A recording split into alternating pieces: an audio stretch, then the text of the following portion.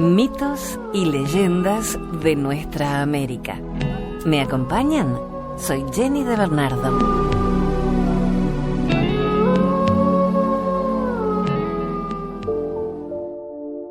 Comenzamos nuestro encuentro de hoy con un par de relatos de Haití. Haití era una antigua colonia francesa y fue el primer país en Latinoamérica en declarar la independencia y el primero del mundo en hacer triunfar una revolución antiesclavista.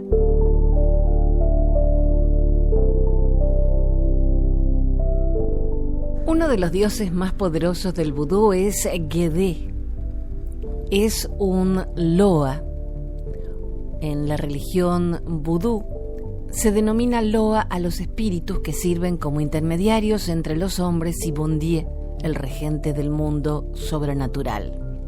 Guédé es el señor de la muerte, al que también se le conoce como Barón Samedi.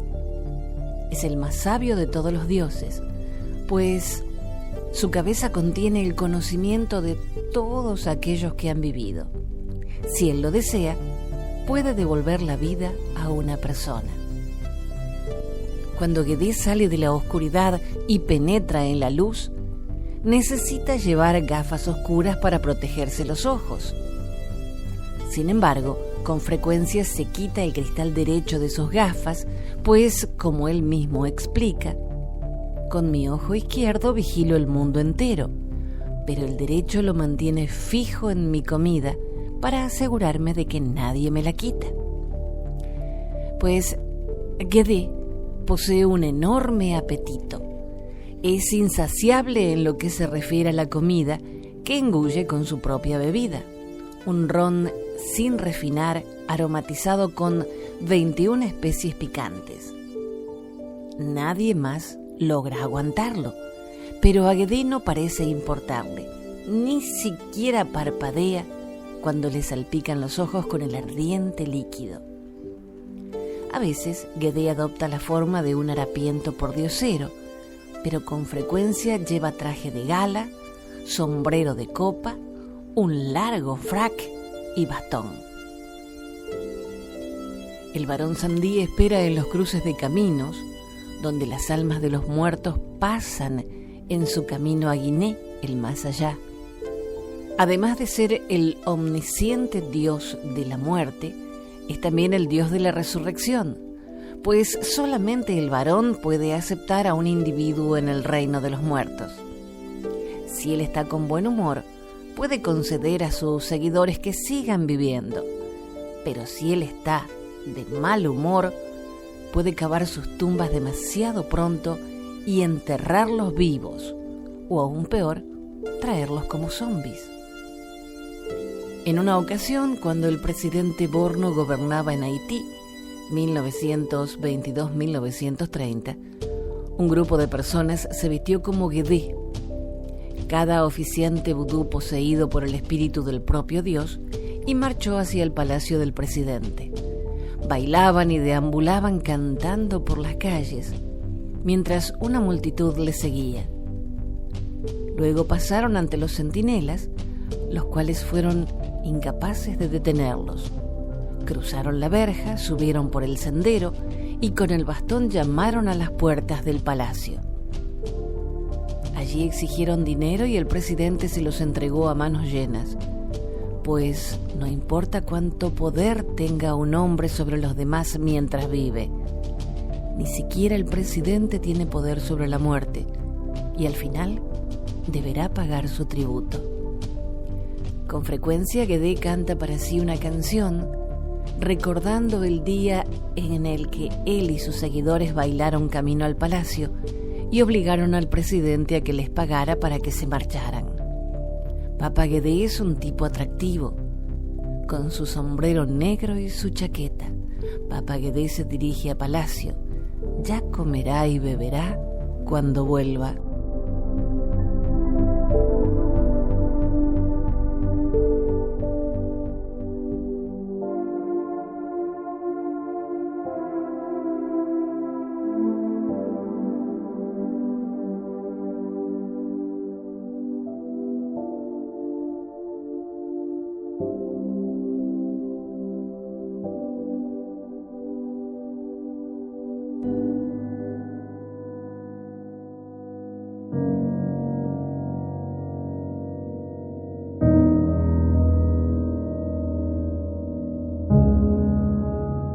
Mamá Brigitte, adorada en todo Haití como la madre de los Guedé, es la esposa del barón de Saint-Dié.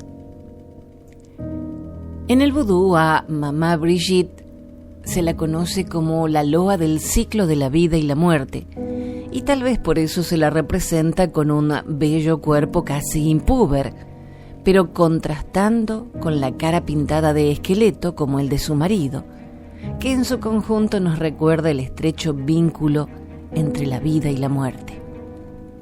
Sus seguidores suelen sacrificar gallos negros en su honor para tener sus favores y que cuide a los niños que están por nacer o en etapa gestante. Su símbolo es el gallo negro, ya que posee un terrible poder, pero casi siempre se encuentra meditabunda en sus propios pensamientos. Los rumores dicen que es porque sabe que su marido le es infiel con muchas mujeres y que a pesar que ella es físicamente joven, de rasgos dulces, cabello largo, ojos claros, muy atrayente, no es suficiente para retener a su marido. Mamá Brigitte protege las almas que nacen, así como ayuda con su guía a las que se van. Suele pasear por las noches en los cementerios, cantando y bailando bajo la luz de la luna, cuidando que cada lápida tenga la marca de la cruz, mientras recoge flores con las que adorna su cabellera. Tal vez por eso las mariposas siempre suelen posarse en sus cabellos, dándonos a entender que así como estos insectos tienen vidas cortas, pueden ser un símbolo de lo corta que es la vida. Cada región describe su personalidad de diferente manera. A veces, como una mujer muy enamorada de su marido, al mismo tiempo que molesta por sus constantes infidelidades. Y como una manera para poder seguir a su lado, se venda los ojos para no ver nada, diciendo que de igual manera ocurre en las diversas circunstancias de la vida y la muerte, donde pasan ciegas, sin contemplar edades, sexos o clases sociales. Otras veces es descrita como una mujer feminista, independiente, sin ningún tipo de necesidad para con los hombres en el aspecto íntimo. Con un carácter muy propio de su joven edad, Mamá Brigitte tiene un lenguaje de una chiquilla en lugar de una deidad o loa, de habla infantil con jergas y muletillas populares, como cualquier joven de la calle. Consciente de eso, intenta cambiar su voz aguda, imitando tonos graves o haciendo voz de misterio, pero sin lograrlo. Al caminar pareciera que va al ritmo de un tipo de canción, imitando un baile coqueto. Suele vestir con un traje laborioso de novia, vestimenta elegante, pero siempre anda descalza. Su vista a cierta distancia parece fantasmal. Gusta del ron mezclado con pimientos picantes, y entre sus seguidores que la veneran, parece que tiene influencia favoreciendo su economía, labores o con respecto al amor.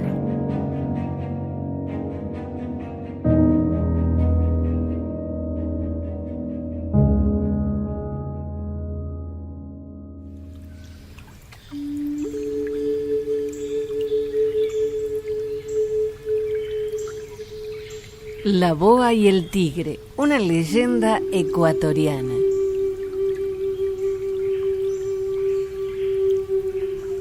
Por el camino que lleva a Misahuali, a 6 kilómetros de Puerto Napo, en la comunidad de Latas, vivía una familia indígena dedicada a lavar oro en las orillas del río Napo.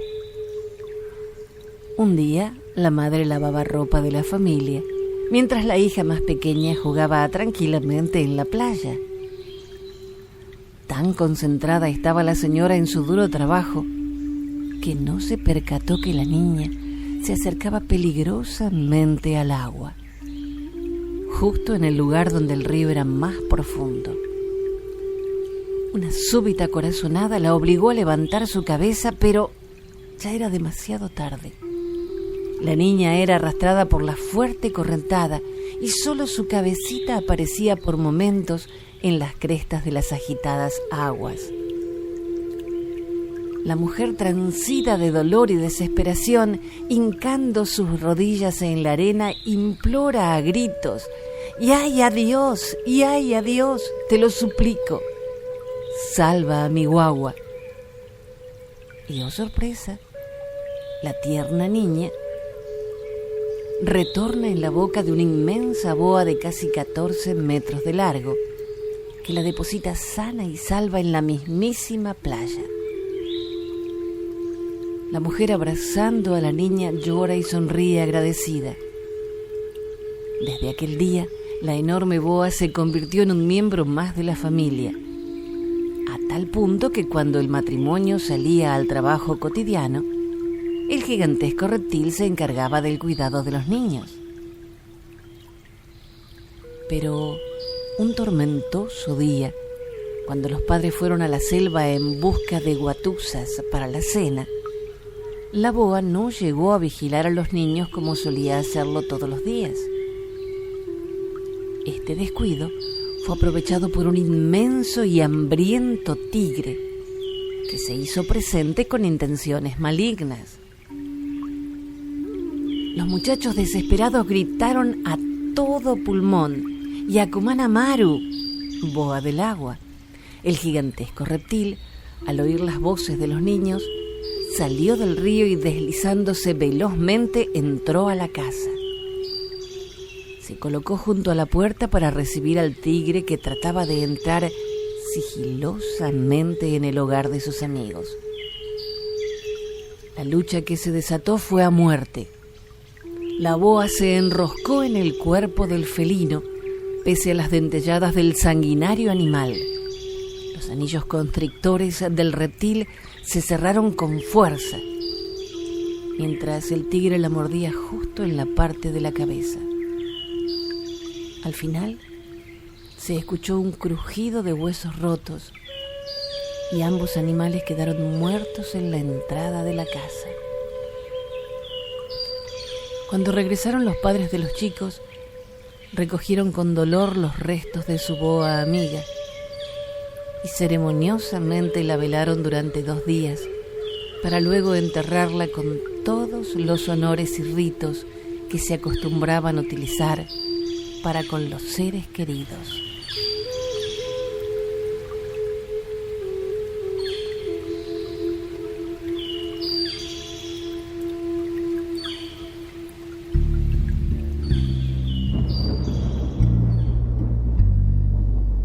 También del Ecuador es esta historia: los hijos del padre Chimborazo.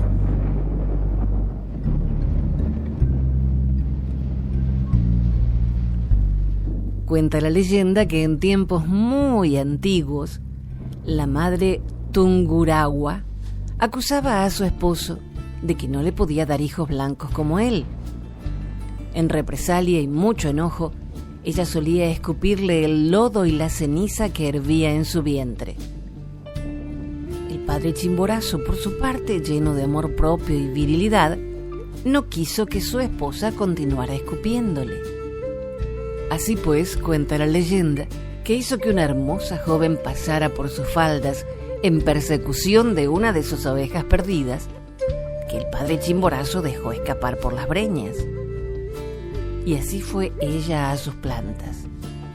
Halló un hermoso frijolito de piel blanca, lo recogió cariñosamente y lo aprisionó en la cintura, entre la faja y su vientre maternal. Así se obró el prodigio del padre. El frijolito buscó camino y se introdujo en el vientre de la joven.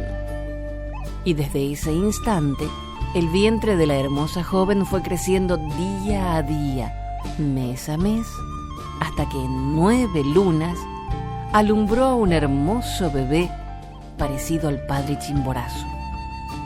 Piel blanca, cabellos dorados, igual al apu de la nieve.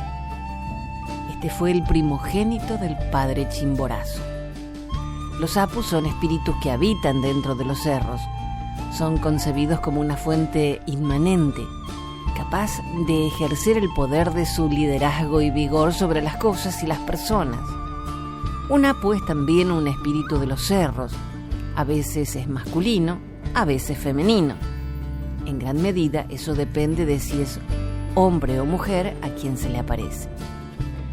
Por ello, haciendo memoria de estas cosas, todos los lugareños sostienen que estos niños son hijos del monte.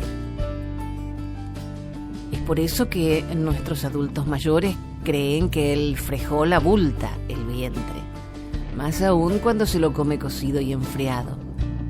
Existen también ciertos abuelitos que aconsejan a sus jóvenes nietas o lugareñas a no caminar por las faldas de los montes, ya que estos procrean con las doncellas.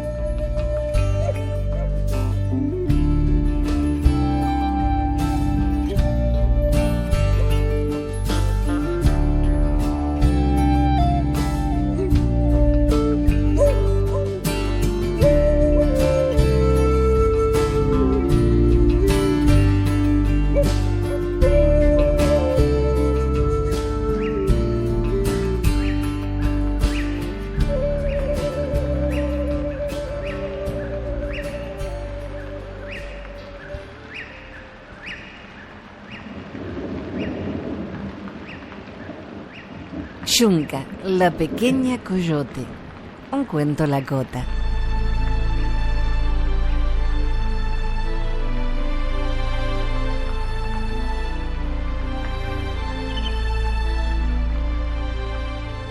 Yunca gimió al sentirse empujada bruscamente dentro del grasiento saco de piel.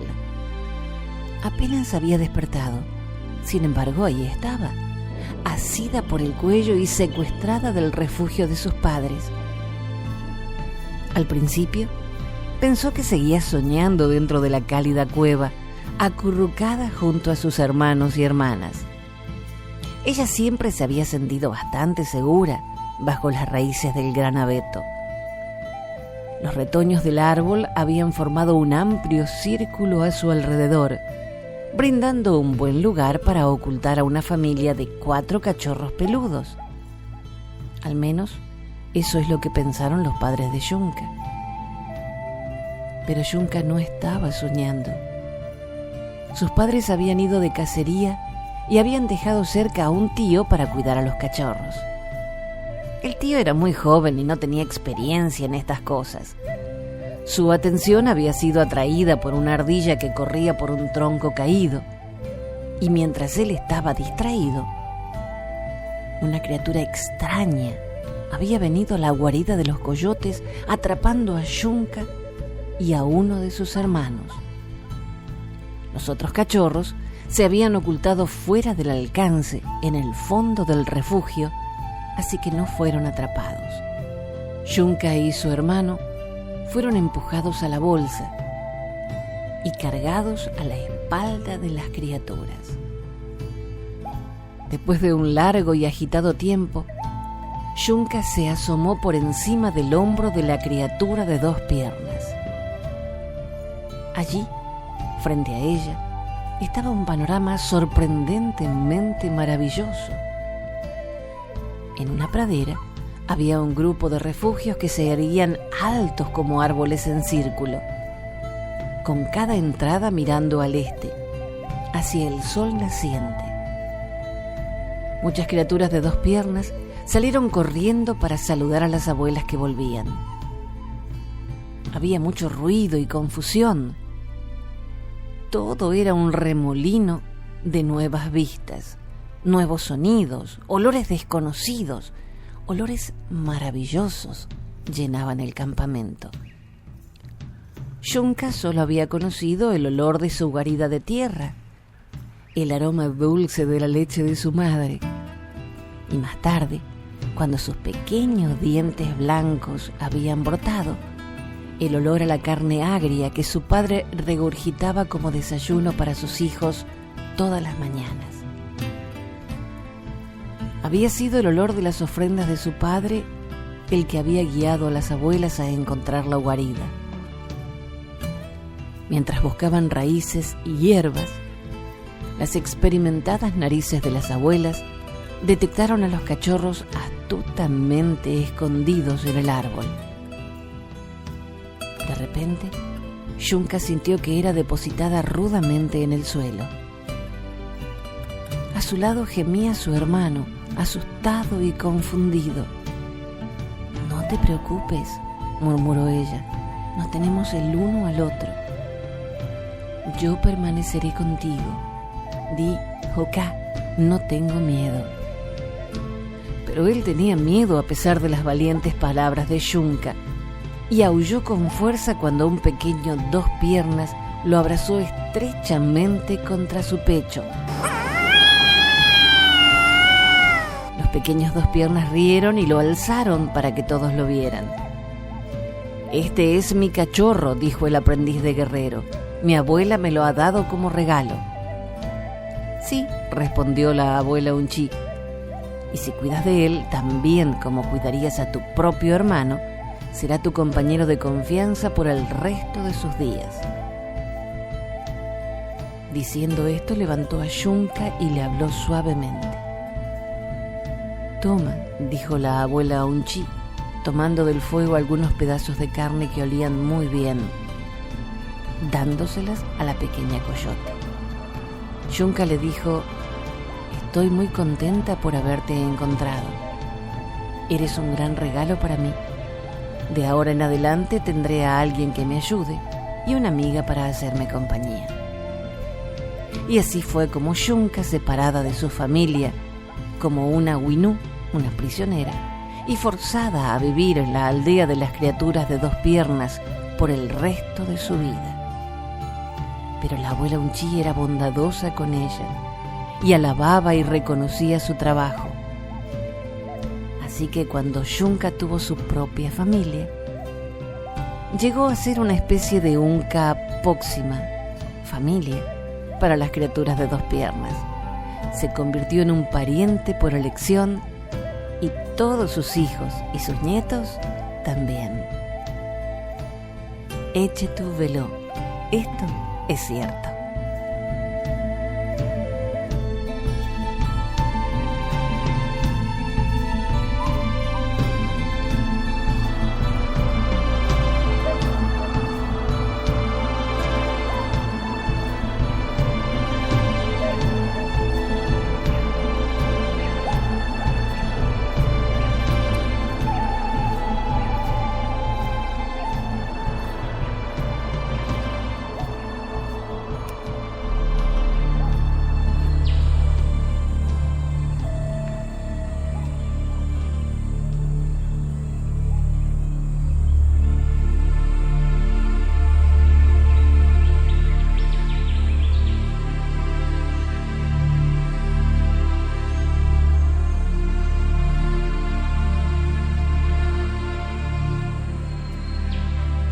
El mito de la Cruz del Sur, una leyenda mocoví.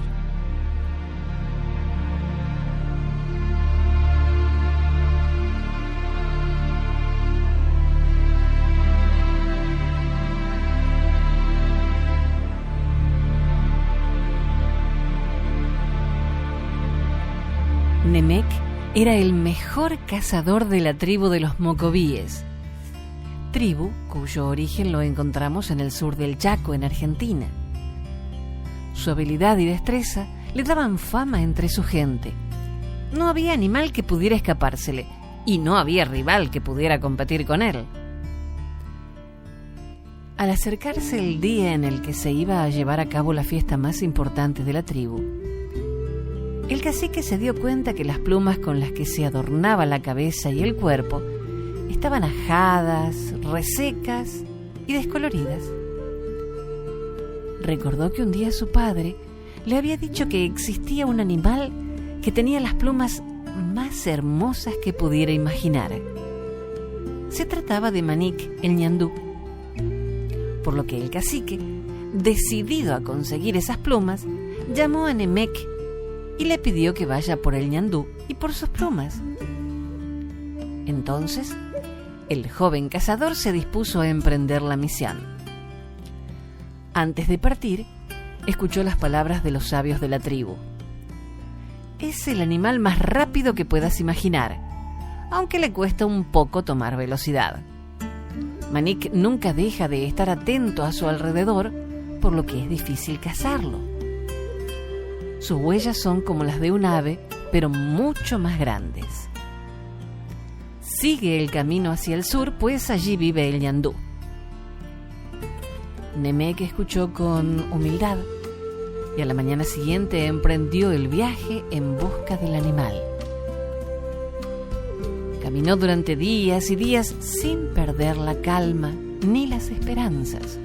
Anduvo por selvas, bosques, llanuras, cruzó ríos, soportó frío y viento, la noche y la soledad.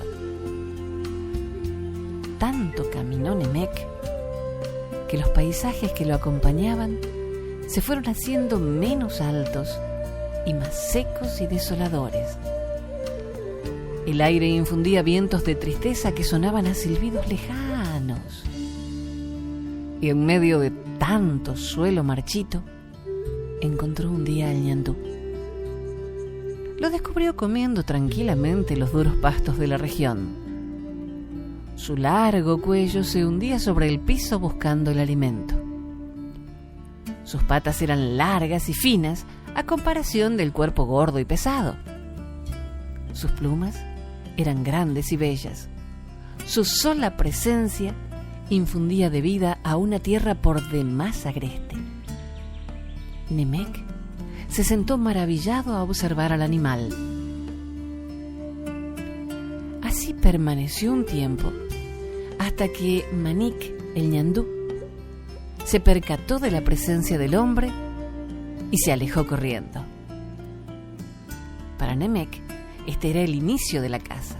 Entonces se dispuso a seguir las huellas del animal que caminaban hacia el sur. Fue un juego entre dos contrincantes de excelencia. Iban ambos rumbo al sur, uno escapando a grandes velocidades, el otro siguiendo la huella con paciencia y tratando de acercarse lo más posible al animal. La persecución duró días. El joven se sentía cada vez más cerca del animal, aunque nunca llegó a estar lo suficientemente cerca como para arrojar su lanza. Pero un atardecer, Nemec se acercó a Manik lo suficiente, sin que éste pudiera reaccionar a tiempo. Entusiasmado, el joven tomó su lanza y se dispuso a correr para arrojársela al animal. El ñandú, desprevenido, se percató tarde de la presencia del hombre y comenzó a correr, pero le costaba tomar velocidad para escapar. El joven estaba a punto de lanzar su arma, cuando vio con extrañeza cómo Manik empezaba a tomar vuelo, elevándose por los aires. Nada pudo hacer el hombre.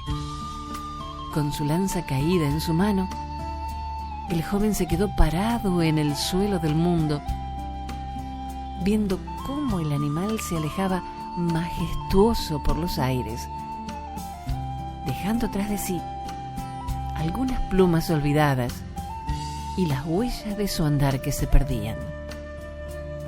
El ñandú voló rumbo a la noche que se avecinaba y fue desapareciendo de a poco.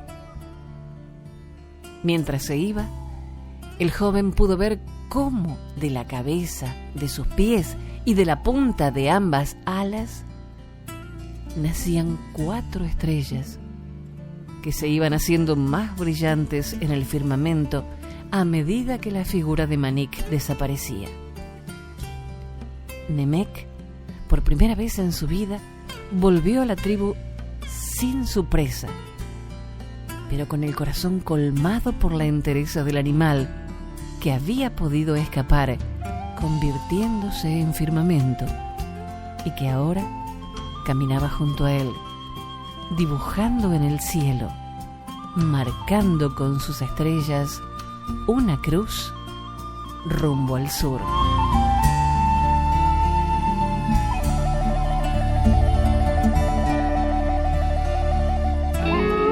Hasta el próximo relato. Soy Jenny de Bernardo.